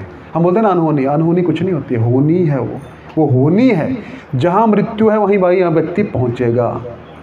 जहाँ आपका कर्म क्षेत्र, कभी सोचा था दमन, हमने सुना भी नहीं था कभी ज़िंदगी में दमन, हमारा यहाँ लिखा था, यहाँ पहुँच गए। दाना पानी यहाँ पे ट्रक के द्वारा पहुँचा दिया गया, वहीं पहुँचता ना आदमी। आपका दाना पानी नहीं है, भगवान रामचंद्र का दूसरे दिन राज्याभिषेक होने वाला है, क्या हो गया? ये है विधि का विधान। तो कुछ भी अनहोनी नहीं होती है, चिंता मत करिए, डिप्रेशन में मत जाइए। जब अच्छा होना होगा तब भी हो जाएगा, अपने आप हो जाएगा। हाँ मेहनत करते रहना है, तो पुरुषार्थ करना है अपने को, अगले जन्मों में भी खाना है कि नहीं खाना है। इसलिए दान, ये भगवान भगवत गीता के 18वें अध्याय में यज्ञ तप और दान कभी नहीं रोकना चाहिए। भले आप भक्त बन गए, भले शुद्ध भक्त बन गए, तब भी करते रहो, दूसरों को दिखाने के लिए करते रहो, क्योंकि वो नहीं करेंगे, अपने बच्चों के लिए करते रहो। अगर आप पिंडदान नहीं करते, हम तो शुद्ध भक्त बन गए, लेकिन आपके बच्चे आपका नहीं करेंगे फिर, या पूर्वजों का नहीं करेंगे। तो इसलिए यज्ञ तप और दान कभी भी रुकना नहीं चाहिए। तो हम कहाँ से कहाँ पहुँच गए। तो फिर वो आए कर्ण, फिर किया उन्होंने, इसीलिए गोवर्धन पूजा से पहुँचे हम यहाँ पे, है ना। कहाँ से लिंक चला था, कहाँ थे हम लोग? गोवर्धन है माताओं को बराबर याद रहता है। हाँ। जोर से बोलिए। अनियोर, हाँ अनियोर, ठीक है। तो जो हम देते हैं वही प्राप्त होता है। तो अन्नदान हमको ऐसा नहीं कि मैं मंदिर में, आप अपने घर में भी बना के अन्नदान करते रहिए। तो अन्नदान महादान कहा गया है, क्योंकि व्यक्ति कितना भी अमीर होगा, खाएगा क्या? अंबानी क्या खाता है? डॉलर का सब्जी बनाता है क्या? अडानी क्या खाता है? दाल चावल कहाँ मिलता है? कहाँ मिलता है? कौन सी फैक्ट्री में बनता है? अभी प्लास्टिक के राइस आने लग पड़े, है ना, लेकिन उसको खा के मर जाएगा आदमी, जिंदा नहीं रह पाएगा, भले आप कुछ भी कर लो। एक किसी का कंप्यूटर का फैक्ट्री है, कंप्यूटर खा सकता है सब्जी बना के उसकी? अगर उसको अन्न नहीं मिले वो आदमी मर जाएगा। 1 साल अगर बरसात नहीं होना, आपको पता लग जाएगा आपके पैसे की वैल्यू क्या है। ये सारा पानी कौन दे रहा है? अभी गर्मी, लोग बोलते प्रभु जी भगवान गर्मी क्यों दे रहे हैं? अरे गर्मी होगी तभी तो पानी उठेगा ना, तभी तो जाएगा, तभी तो बरसेगा ना। पूरा सिस्टम कौन चला रहा है ये? और समुद्र में क्या है? खारा है। भगवान को दिमाग नहीं था खारा पानी क्यों करा है? आप पानी रखिए सड़ जाएगा वो। प्रिजर्वेटिव डाला है उसके अंदर, नमक सबसे बढ़िया प्रिजर्वेटिव है। कौन डाला इतना नमक? कौन डाला? भगवान डाले है ना। तो भगवान, गर्मी जितनी पड़ेगी उतना समुद्र से जल उठेगा, धरती से जल उठेगा, वो जाएगा, फिर ट्रांसपोर्ट भी होगा, फ्रॉम केरला टू पूरा भारत में घूमेगा, फिर वापस जाएगा। होता है ना ऐसा? कौन कर रहा है भाई? ये भगवान कर रहे हैं, है ना, भगवान है। तो क्या हुआ? अनियोर करते करते खा तो लिए, सब हो गया, फेस्टिवल ख़त्म हो गया। फेस्टिवल के बाद सन्नाटा हो जाता है। फेस्टिवल में लोग मनाएंगे, जूठी प्लेट उधर ही फेंक के जाएंगे। अब दूसरे दिन जो बेचारा रेगुलर आता है ना, देखिए भगवान जो है ना, जन्माष्टमी पे बहुत से लोग आते हैं, भगवान सज धज के खड़े रहते हैं, भक्तों को चांस भी नहीं मिलता दर्शन करने का। लेकिन भगवान क्या है, अभी देखो आपके घर में पार्टी है तो क्या मौसा मौसी आए, चाचा चाचा, बच्चा आपके पास आएगा ही नहीं। जिस दिन उसका बर्थडे है वो कहाँ रहेगा? माता पिता तो बेचारी पूरियाँ तल रहे हैं, वो जा रहा है, भाग रहा है बाइक पे, अरे वो वेफर कम पड़ रहे हैं, जाओ लेके आओ। बच्चा उनके पास ही नहीं है, मामा मामी के पास है। लेकिन बच्चे को पता है यार, ये मामा मामी मौसा मौसी चले जाएंगे, कल यही पालने वाले हैं मेरे को। तो माता पिता से विशेष प्रेम होता है। तो फेस्टिवल ख़त्म हो गया। अब मैं शॉर्ट में बता रहा हूँ, है ना। फेस्टिवल ख़त्म हो गया। अभी इंद्र को पता लग गया, हमारा पूजा नहीं किया, संवर्तक बादल को भेजा, जाओ क्या करो, बारिश करो। फिर बहुत बारिश हुआ, वो आप सब जानते हैं।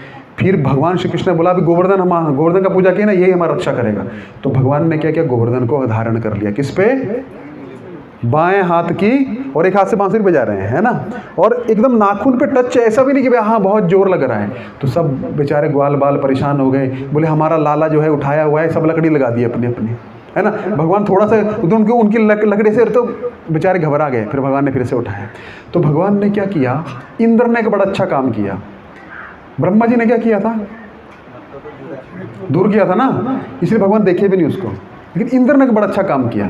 भगवान सोचते थे, अरे कब मैं अपने सब भक्तों को एक साथ दर्शन करूंगा, मैं तो चला जाता हूँ सुबह। ग्वाल बाल सोचते थे, हम रात को, दिन में तो कृष्ण के साथ रहते हैं, रात को हमको कैसे वियोग भगवान का सहन करें। गोपियाँ सोचती थी, दिन में कृष्ण चले जाते हैं, रात को हमको मिलते हैं। माँ सोचती थी, अरे पूरा दिन मैं करती हूँ सेवा, है ना, और ग्वाल बाल हमारा कृष्ण चला जाता है, तो हम कैसे इसका दर्शन करेंगे। भगवान ने बोला, इंद्र ने बड़ा अच्छा लॉकडाउन लगा दिया, है ना। लॉकडाउन लगा था ना, तो क्या किया, पहले तो लोगों को बड़ा मज़ा आ रहा था, पकवान बना रहे हैं, स्टेटस में डाल रहे हैं। बाद में पता लगा बाप रे सीरियस मैटर है ना। एक आधा केस साइड में आ जाए तो क्या होता था, अगला नंबर हमारा ही लग रहा है अभी, है ना। थोड़ी सी खांसी आ जाए तो क्या होता था, तो लॉकडाउन लग गया, अब क्या है, कुछ है नहीं। तो भगवान श्री कृष्ण ने क्या किया, गोवर्धन को धारण किया। अब ब्रह्म विमोहन लीला में जब भगवान जाते थे ना रोज गायें चराने, तो बरसाना और नंदगांव के बीच में एक गांव है, किसको पता है? संकेत। बरसाना और नंदगांव बीच में डिस्टेंस है 8 किलोमीटर, और बीच में 4 किलोमीटर बीच में गांव है संकेत। जब भगवान श्री कृष्ण जाते थे ना सुबह, तो राधा रानी वहाँ पे आती थी, वहीं संकेत होता था। वहाँ संकेत देवी है, योग माया। योग माया के द्वारा भगवान संकेत करते थे रात को मिलना कहाँ पे, रास कहाँ पे होगी आज की। ठीक है, आपको भूख तो नहीं लगी ना, 5 मिनट में ख़त्म कर देंगे, ठीक है ना। कोई परीक्षित महाराज है तो हम 7 दिन भी कर सकते हैं, ऐसी बात नहीं है ना, टेंशन मत लीजिए। है ना, कोई नहीं है ना परीक्षित महाराज। भूख लग गई है सबको, है, अरे बेचारे शर्म के मारे बोल भी नहीं पा रहे हैं, फिर हमको डांटेंगे, है ना, फिर और कुछ ताना मार देंगे हमको, अरे कैसे भक्त हो तुम, है ना। ऐसा नहीं है, कर देंगे ख़त्म। तो जितनी भूख लगेगी उतना मज़ा आएगा प्रसाद लेने में, और जितनी तड़प होगी भगवान से मिलने की उतनी। एक बार एक चोर था, वही कथा में बैठ गया और भगवान श्री कृष्ण की लीला का वर्णन हो रहा था और लाला का वर्णन हो रहा था। लाला ने ऐसे आभूषण पहने हैं, ऐसा ऐसा मोर मुकुट है, इतने आभूषण हैं, इतनी मणियाँ हैं। वो बोला यार ये आदमी कहाँ मिलेगा? तो कथाकार के पास जाके पूछता है। कथाकार बोला आपने अभी भी बताया ना, वो कहाँ मिलेगा वो लड़का? बोला अरे वो तो ना जंगल में मिलता है, तपस्या करनी पड़ेगी। अब वो जो था उस रूप का दर्शन करने लगा, वो व्यक्ति जंगल में चला गया और बस ये यही सोच रहा है वो लड़का कहाँ मिलेगा। उसका सुंदर आभूषण है, सुंदर गले में विजंती माला है, आभूषणों की माला पहनी है, वो लाला है कहाँ पे? उसका आभूषण मैं ले लूँगा, मैं अमीर हो जाऊँगा। ये सोच, अब भगवान का चिंतन जो भी व्यक्ति करेगा शुद्ध हो जाएगा कि नहीं हो जाएगा? वो इतना उसको भूख प्यास लगी लेकिन जा नहीं रहा है, आज उसको खोज के जाऊँगा। ऐसे 2-3 दिन बीत गए और मरने जैसी हालत हो गई कि जा नहीं रहा। इतने में लाला आ गया। अब समझे? इतने में वो लाला आ गया और लाला का जैसे दर्शन किया वो प्यूरिफाइड हो गया, शुद्धि हो गई उसकी। बोलता लाला तुम आ गए। अब लाला बोलता किसके लिए? आभूषण ये लो। नहीं आभूषण नहीं चाहिए, मुझे तुम ही चाहिए। लाला मुझे आपका, बस मुझे आपके साथ रहना है। तो बोलता कि नहीं मैं आपके साथ नहीं, नहीं नहीं लाला मुझे कुछ नहीं चाहिए, ना कोई आभूषण चाहिए ना कुछ चाहिए। अब बोले मैं तुम्हारे साथ ही रहूँगा, चलो। अब वो लाला जो है उसके साथ चल रहा, चोर के साथ में। वो कथा में हुआ, कथा में जो चोर था वो बैठ गया, बोला महाराज आपकी कृपा से दंडवत प्रणाम किया, मुझे वो लाला का दर्शन हो गया। बोला कहाँ है लाला? अरे ये देखिए बैठा है ना, जैसे जैसे आपने बताया था, सुंदर मोर मुकुट धारण किया है, सुंदर घुंघराले बाल हैं। अरे कहाँ, मुझे तो दिख नहीं रहा है। अरे ये देखिए ना, इतना रो मतलब रोने लग पड़ा वो व्यक्ति। और इतने में कथाकार भी रोने लग पड़ा। बोला रे मैं पूरी ज़िंदगी कथा करता रहा, मुझे लाला नहीं मिला और तुम इतना कथा सुन के ही 2 दिन में लाला को प्राप्त कर लिए। तो भगवान किसके भूखे हैं पता है? किसके? भाव के। अगर आप में वो तड़प जागृत हो जाएगी तो भगवान प्रकट हो जाएंगे। हम में तड़प ही तो नहीं है ना, है ना? हम बोलते हैं आज करे सो काल कर, काल करे सो परसों, इतनी जल्दी क्या पड़ी है, जब जीना है बरसों, है ना? अब कर लेंगे जब प्रभु जी, ये तो कथा तो आपकी तो चलती रहती है, इसमें कौन सी बड़ी बात है? तड़प होनी चाहिए भगवान से मिलने की, तब भगवान मिल जाते हैं। तड़पते हैं ना तो भगवान भी तड़पते हैं हमारे लिए। तो संकेत गांव में जब संकेत होता था ना, तो एक भगवान श्री कृष्ण जब जाते थे ना, एक गोपी का नया नया विवाह हुआ था उस संकेत गांव में। और उसकी ननद और उसकी सास ने कहा था देखो एक कृष्ण नाम का एक बालक है, ये सब उसका दर्शन करते हैं और वो बालक की खासियत है जो उसको एक बार देख लेता है वो फिर किसी काम का नहीं रहता। वो संडे फिस्ट आएगा ही आएगा, फिर भले डांडी मार के आएगा, कैसे भी आएगा, झूठ बोल के आएगा, उसको ललक लग जाती है ना? तो ये कृष्ण को देखना मत, अगर तुमने देख ले तो तुम्हारा जीवन बर्बाद हो जाएगा। तो वो नहीं देखती थी, कृष्ण रोज जाते थे, सब देखते थे, कृष्ण उसको देखते थे। ये हमको देख नहीं रहे, वो नीचे देखती थी। एक दिन श्री कृष्ण उसको जाके पूछते हैं कि गोपी तो हमको देखती क्यों नहीं है? बोले नहीं हमारी ननद और हमारी सास ने मना किया है। ऐसा बोलते हैं कि जो तुमको देख लेता है, जिसके चपेटे में, जो तुम्हारे चपेटे में आ गया, जिसको कृष्ण नाम का ग्रह लग गया, वो बर्बाद हो जाता है। सबसे पहले उसका नौकरी धंधा चला जाता है, वो माला करने लग पड़ता है, सबसे पहले रिश्तेदार दूर होते हैं, रिश्तेदार गाली देने लग पड़ते हैं सब। अगर ये हो रहा है ना, मतलब कृष्ण कृपा है आप पे, आप दूर जा रहे हैं। अगर लोगों ने बोल दिया नहीं तो पागल हो गया है, मतलब समझो बराबर ट्रैक पे हैं आप, तो क्या हुआ? वो बोली नहीं मैं नहीं देखूंगी। बोले देख ले, बाद में पछताई तो मत बोलना, बाद में बहुत पछताई कि फिर नहीं आऊँगा। बोले नहीं हम नहीं देखेंगे। अब जिस दिन गोवर्धन उठाया उस दिन क्या था? कोई काम धंधा नहीं था ना, उस दिन उसने कृष्ण को देखा और पागल हो गई। और जो देखा तो ऐसी पागल हुई, 7 दिन 7 रात बस क्या चल रहा था? कृष्ण बांसुरी बजा रहे हैं, देख रहे हैं, बस कोई वार्तालाप नहीं चल रहा है। क्या चल रहा है? और 7 दिन 7 रात कैसे गए उनको लगा कि एक क्षण भी नहीं हुआ अभी तो। और क्या हुआ? श्री कृष्ण एक दिन में 8 बार खाते हैं। कितनी बार खाते हैं? आप खाते हैं 8 बार, हम खाएंगे मर जाएंगे। 8 × 7 करिए, कितना हो गया? 56 हुआ। 56 आइटम्स भगवान को 7 दिन के बाद भोग लगा था, इसलिए उसको बोला जाता है क्या? अभी सब एक साथ खाना है ना, वो हम नहीं खा सकते, भगवान खा सकते हैं। हम सोचते हैं नहीं, आप ऐसा करते हैं क्या? ब्रेकफास्ट और लंच जो है शाम को डिनर में ले लेंगे, ऐसा नहीं चलेगा, हमारा गाड़ी ऐसा नहीं चलता। इसलिए भगवान का आइटम जो कितना लगता है, क्योंकि एक साथ हुआ, इसलिए 56 भोग लगा। वो गोपी नहीं देखी, और जैसे ही कृष्ण को गोपी ने देखा वो पागल हो गई। और कृष्ण क्या बोले थे? अब वो तड़प रही है, रो रही है, कृष्ण हमको दर्शन दो। कृष्ण क्या बोले थे? क्या बोले थे? पछताओगी। वो गोपी अगले जन्म में पता कौन बनी? मीराबाई बनी।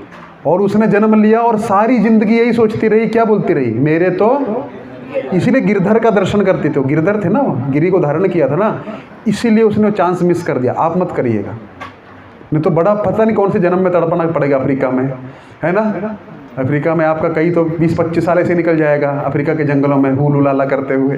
फिर कोई भक्त जाएगा आपको बुक देगा, वो भी पढ़ेंगे तो, है ना। इसीलिए हमको क्या करना है, अगर इस जन्म में नहीं जा पाए वैसे ट्राई मारिए पूरा, लेकिन अगले जन्म में तो पक्का जाना है। इसीलिए क्या करिए, क्या करिए, हैं, भक्ति करिए। भक्ति कैसे करनी है,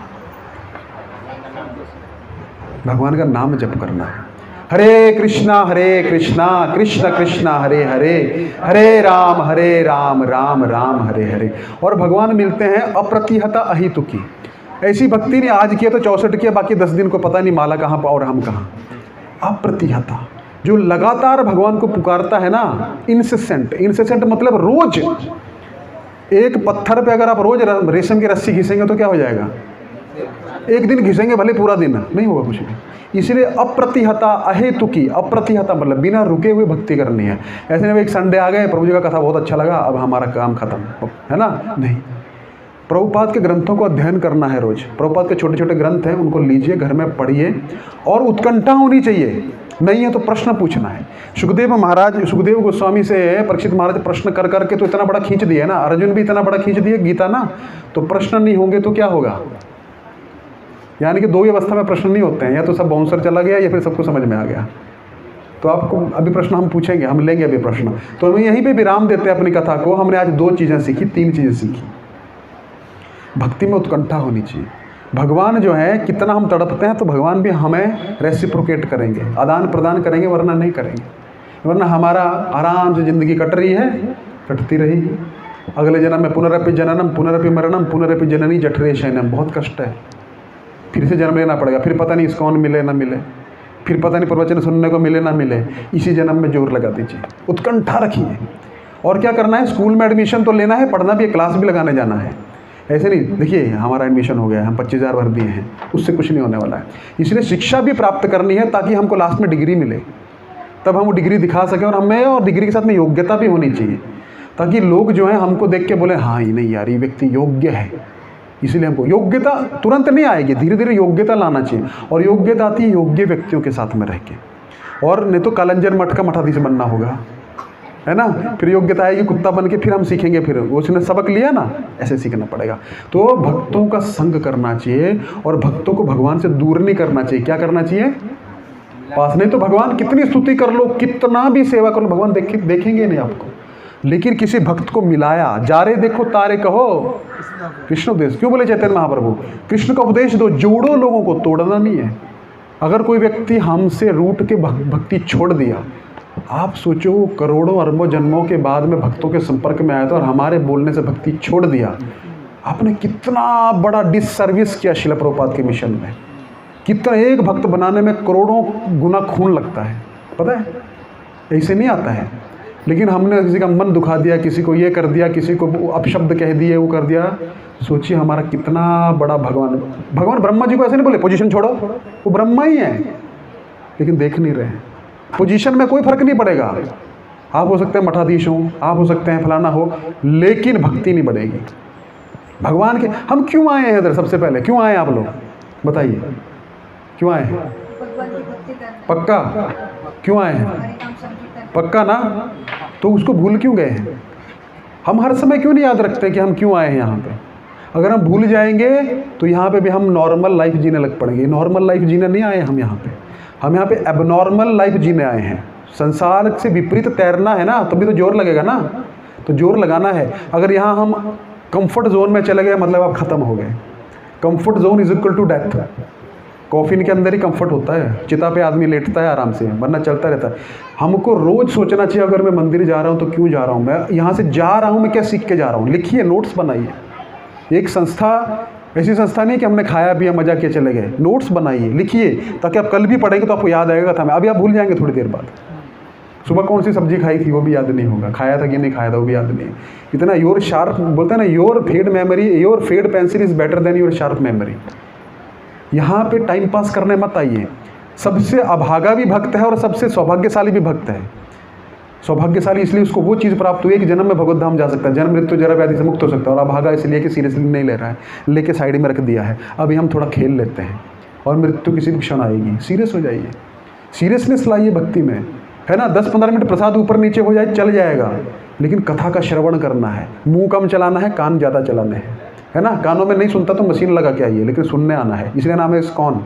कान अच्छे से होने चाहिए आपके, ठीक है। तो अच्छे से श्रवण करिए, जीवन में चरित्रार्थ करिए उसको। भक्त कोई लेक्चर देने से थोड़ी बनता है। असली भक्ति लेक्चर स्टार्ट होता है उतर के आप व्यवहार कैसा आपका भक्तों के साथ में। इसलिए इंद्र जो था, सब कुछ करने के बाद भी भगवान प्रसन्न थे, और ब्रह्मा जी ने बोला अब मैं इसका प्रायश्चित करूंगा, इसलिए अगले जन्म में हरिदास ठाकुर बन के उनको रात दिन जप किया, क्योंकि वो अपराध याद था उनको। कौन सा? मैंने भक्तों को दूर किया था, इसीलिए उतना एक लाइफ पूरी उनको लगानी पड़ी प्रायश्चित करने में। तब भगवान चैतन्य महाप्रभु पे कृपा किए और उनको अपने पास में रखे। फिर भी वो जगन्नाथ मंदिर नहीं जा सकते, है ना। तो इसे भक्तों को दूर नहीं करना चाहिए कभी भी। अगर कुछ नहीं है चुप रहिए, सेवा कर सकते हैं करिए, नहीं कर सकते हैं ऐसी सेवा करिए जिसमें आप कंफर्टेबल हैं, लेकिन सेवा जरूर करिए। और जिसके साथ नहीं जमता है हरे कृष्णा, जिसके साथ जमता है, जिससे प्रेरणा मिलती है। प्रेरणा लेने आ रहे हैं ना हम लोग। देखिए भक्ति में ऐसा भी होता है, कभी कभी प्रेरणा चली भी जाती है। हम देखते हैं कुछ भक्त जो हैं बड़े प्रेरणादायक होते हैं, और फिर साल बाद देखते हैं तो बस निंदा में लगे रहते हैं, इसका चुगली उसका चुगली उसका। उस काम के लिए हम नहीं आए हैं।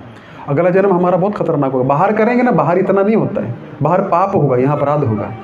अपराध और पाप में धूली है ना, यहाँ धूली जमी होगी, पोछा मारूंगा हो जाएगा वज्र लेप, वज्र के समान लेप हो जाता है, निकलता नहीं है। और ऐसा वर्णन आता है शास्त्रों में, वो भगवत धाम तक रहता है, वहाँ पे प्यूरीफाई होते हैं जाके। कभी कभी अपराध ऐसे खतरनाक होते हैं, उनका प्यूरिफिकेशन नहीं है। इसलिए वैष्णव अपराध से बचना चाहिए, सेवा अपराधों से बचना चाहिए, ट्रेनिंग लेना चाहिए किसी भी चीज़ का। और सबसे पहले वाणी पे नियंत्रण रखिए और मन पे नियंत्रण रखिए। अगर हम मंदिर जा रहे हैं तो हम दूसरों के दोष देखने नहीं जा रहे हैं, हम अपना दोष देखने आ रहे हैं, और हम अपने सुधार के लिए जा रहे हैं। हम स्कूल में कोई बच्चा जाए, हमारे बच्चे के 10 मार्क्स आए 100 में से, अरे तेरे 10 ही आए, अरे डैडी रोहन के तो 5 ही आए हैं। तेरे को मैं रोहन के लिए भेजता हूँ, तेरे को पढ़ाई करने के लिए भेजता हूँ, है ना। तो एक गुरु ने अपने शिष्य को एक आईना दिया और बोला, क्या बोला? बेटा इसमें जिसको देखोगे उसका दोष दिखेगा, उसके मन में क्या चल रहा है। वो शिष्य गया, सब जगह देखता, गुरु में भी दोष देखा। अगर आप में भी काम क्रोध लोग मोह है, आपको भी छोड़ दूंगा। जहाँ गया परेशान हुआ, विवाह किया, पत्नी में दोष दिखा, बच्चों में दोष दिखा, जहाँ जाता था 25 साल बाद परेशान होकर कहाँ गया? वापस गुरुजी के पास हो गया। कोई रिलेशनशिप में उसका नहीं जमा। बोलता गुरुजी क्या चीज़ दे दी आपने मेरे को, मुझे सब में दोष ही दिखता है बेटा, और आप में भी दोष है बेटा। ये मैंने तो आपको दिया था आपको देखने के लिए। अपना मुंह कितनी बार देखा 25 साल में? अपना मुंह एक बार भी नहीं देखा था। अगर अपना मुंह देखा होता ना तो आज मेरे से ऐसे बात नहीं कर रहे होते। आप अपना सुधार करके भगवतधाम चले गए होते। ऐसा कभी भी नहीं होने वाला। सबको एक साथ विमान आएगा, दमन वाले, चलो बैठो सारे, सबको अकेले अकेले जाना है। कोई यहाँ शरीर छोड़ेगा, कोई वृंदावन में छोड़ेगा, कोई अमेरिका में छोड़ेगा, कोई बंगाल में छोड़ेगा, कोई पंजाब में छोड़ेगा। हमको अपना प्लेन खुद उड़ाना है। तो अपनी जिम्मेदारी खुद की है। दूसरों को देख के अपने जीवन में ऐसा मत सोचिए कि वो कर रहा है तो मैं भी कर सकता हूँ। इसीलिए ग्रंथों का अध्ययन करिए, अच्छी कथा को सुनिए, श्रवण करिए, और अच्छे लोगों से, प्रेरणादायक लोगों से जुड़िए ताकि प्रेरणा मिले। नहीं तो भक्ति में प्रेरणा चली भी जाएगी। ठीक है, तो हम यहीं पे अपनी वाणी को विराम देते हैं। हम थोड़ा कटु बोलते हैं, है ना, कड़वा बोलते हैं, लेकिन क्या है, ऑपरेशन सर्जरी जो करते हैं ना, तो सर्जरी में थोड़ा कष्ट होता है, लेकिन बाद में आराम हो जाता है। तो हमारा काम है बोलने का, समझाने का। तो हमको सीरियस होना है। क्या होना है? सीरियसली, है ना। सीरियस किस में होना है? भक्ति में। और आने से पहले और जाने से पहले सोचना आज मैं क्या सीख के गया। अगर नोट